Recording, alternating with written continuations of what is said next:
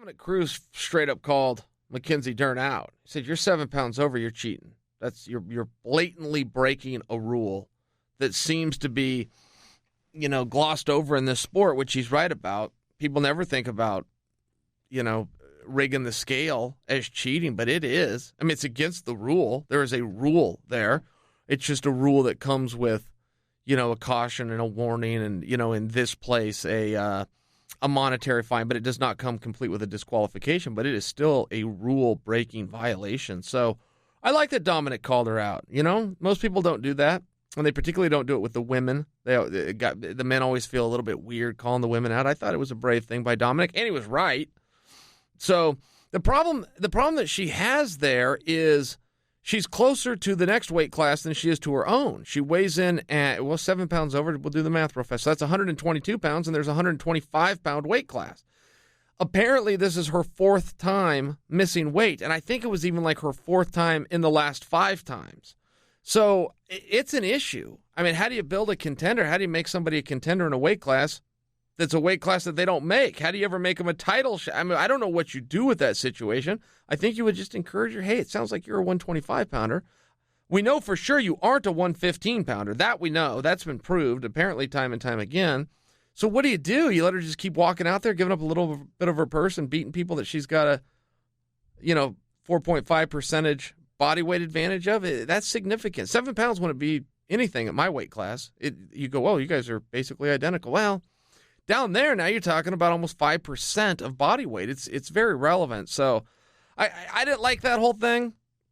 She sure seems nice and bubbly, I will tell you. I kind of like that she's in the sport. I do kind of enjoy her from her interviews. She does that Brazilian accent, and she's not Brazilian. That's a little weird and baffling to me, but I like being baffled. I'm into that, whatever that is. She seems sweet. Her skills are solid. It isn't fair. I don't know why she's competing at that weight class. She can do everything she's doing. She just got to do it at 125 pounds. Every 3 or 4 months, we see somebody come in and get anointed with a top spot without earning it, whether it's based on reputations or skills or just promotion within the company. But for some reason that we can never quite put our finger on, somebody comes in as the anointed next in line.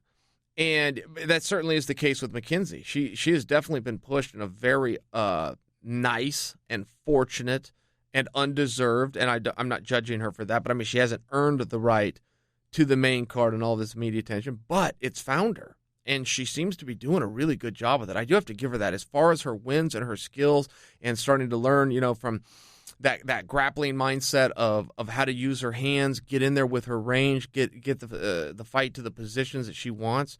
She's really done that in a very, very rapid amount of time. So about the weight, you can't do that. And I just don't know what to do. I mean, I know what the answer is. You're done. You're not fighting. That's the answer, but that doesn't work. That does not work in conjunction with business. People bought tickets. They came out there to see it. You're on TV. They were people have a reasonable expectation to get what they were promised, and this was promised to us. So you're trying to serve multiple masters at one time.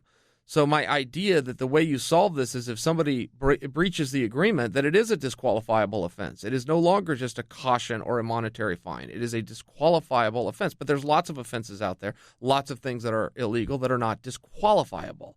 They are cautioned or a point is taken away, or in this case, the money's taken away. So what exactly you do with that, I think it's still wide open to a dialogue, and until you can sort it out, and I can't, and I've had plenty of time to think about it, I don't have it. I don't have the answer.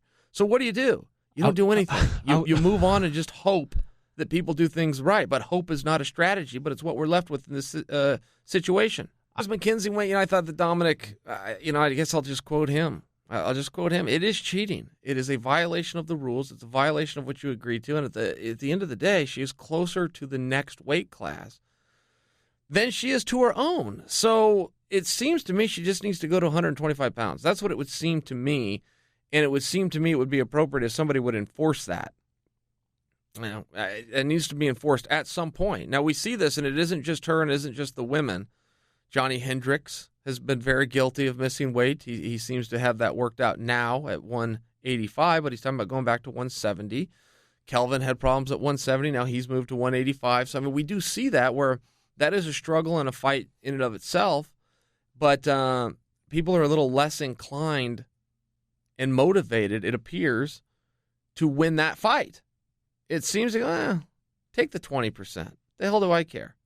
I mean, it seems. I don't relate to that. I don't Judging by how often it happens. Yeah, I don't really get it myself. But, Johnny Hendricks had missed weight 5 times at 20% a pop. So if you did the math on that real quick, that's 100%. 20 minus 5 is 100. So he missed an entire purse is what I'm saying. He did one of those fights for nothing, if you were to put that together. I think that needs to be considered. I think that is a really good indicator, logically speaking, or a deterrent, rather, logically speaking, that would encourage guys and incentivize guys to follow through and make the weight class. But, boy, we see it all over. And it's not just the UFC. We're guilty over at Bellator, too.